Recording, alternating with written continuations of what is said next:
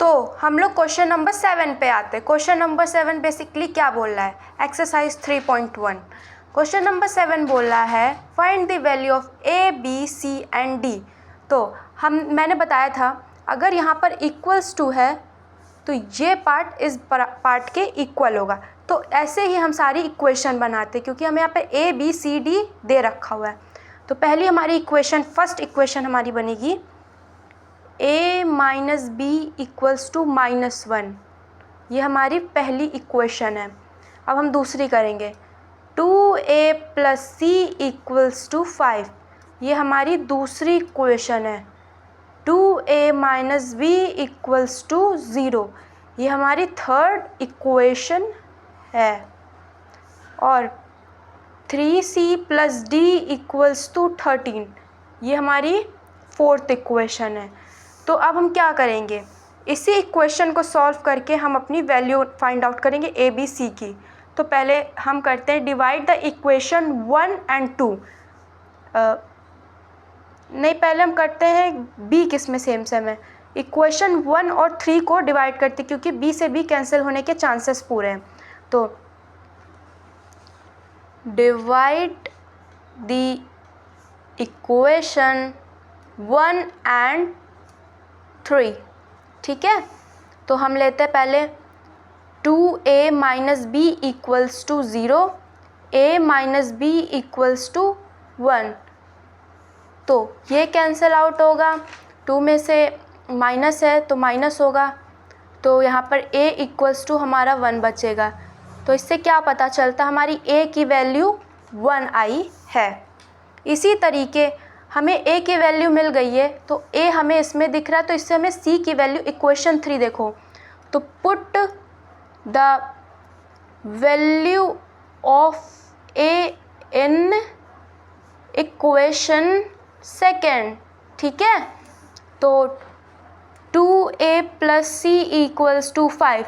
तो 2 into 1 plus C equals to 5। तो c equals to 5 और 2 1 ज़ा 2 माइनस 2। तो हमारी c की वैल्यू क्या आएगी, हमारी c की वैल्यू 3 आएगी। ठीक है, अब हम लेते हैं, हमें a की वैल्यू पता चली, c की। अब इसमें देखते हैं ए सी कहीं है, सेकेंड इक्वेशन ए सी है। अब हमें करना है now put the value of c in equation fourth. अगर हम इक्वेशन इसमें पुट करेंगे तो हमें d की वैल्यू मिल जाएगी। तो start, put the value of c in equation third. ठीक है, थर्ड वाले, सॉरी फोर्थ। तो हमें फोर्थ की वैल्यू मिल जाएगी। फोर्थ की value 3c plus D equals to 13। तो 3c की वैल्यू क्या थी, 3 थी, प्लस d इक्वल्स टू 13। 3 3 ज़ा 9 प्लस d इक्वल्स टू 13। तो d इक्वल्स टू 13 माइनस 9, तो d इक्वल्स टू 4। तो यहाँ हमें क्या पता चलता है, हमें यहाँ पे a की वैल्यू मिली, c की वैल्यू मिली और d की वैल्यू मिली। अब हम करते हैं now put the value of a in equation 1। Put the value of a in equation 1। Equation 1 हमारी ये थी और हमारी a की वैल्यू ये है।